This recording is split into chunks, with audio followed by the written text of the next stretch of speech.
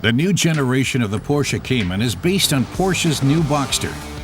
We tested the Cayman S, the variant with a mid-mounted engine. The Cayman S is moving out from under the shadow of its big brother, the Porsche 911. The engine produces 239 kilowatts and masters every curve.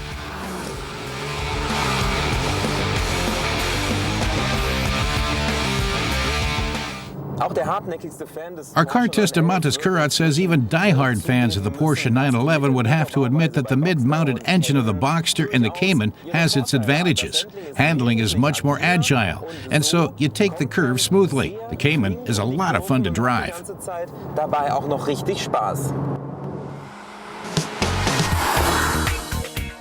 The Cayman S's form will draw admiring gazes. It's broader and more dynamic, and the low-lying chassis always seems ready for action. It's shed up to 30 kilograms. The wheelbase is 6 centimeters broader, providing more interior space and making the car more stable and controllable in fast curves.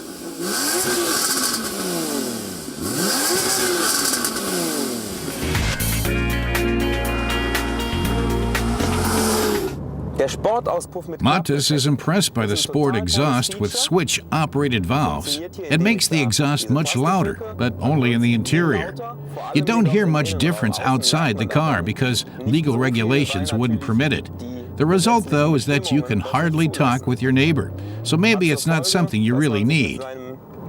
Nachbarn nicht so gut mehr unterhalten kann. Weiß ich also nicht, ob man das wirklich braucht.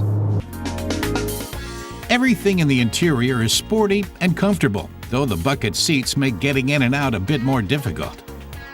The rising central console means the driver's hand's path from the steering wheel to the gear shift is short. The individual controls are arranged for a good overview. All the buttons and functions on the board computer are intuitively accessible.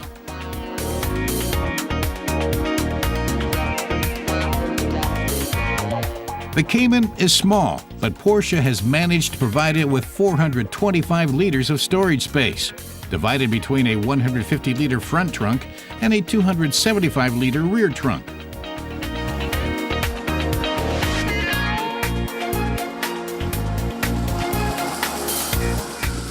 Matas says the PDK clutch provides not only one gear more than with manual shifting, 7 rather than 6, but also a sailing function. When the ride is smooth on the highway, the drivetrain can be uncoupled, saving fuel. And that's desirable because the fuel consumption value that Porsche claims, 8.0 liters per 100 kilometers, is not easy to achieve, even with the standard automatic start-stop function. With the Sport Chrono package, we accelerate from 0 to 100 kilometers an hour in 4.7 seconds.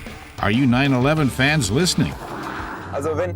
Matas says he definitely likes the Cayman S, but if he were going to buy one, he'd leave out some of the unnecessary features, and he'd want another color. Is this a mustard yellow or simply indescribable? It wouldn't be Matas's choice, but of course color is a matter of taste. Senfgelb irgendwie würde ich persönlich von abraten. Ist aber natürlich auch Geschmackssache. If the legendary 911 is too expensive for you, the Cayman is a real alternative. The Cayman S we tested sells in Germany for just under 69,000 euros. That's more than 20,000 euros less than the basic Porsche 911.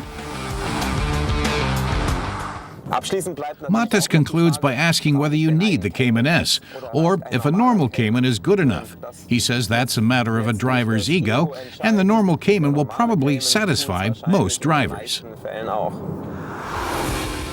Sometimes it pays off to put your ego in the back seat.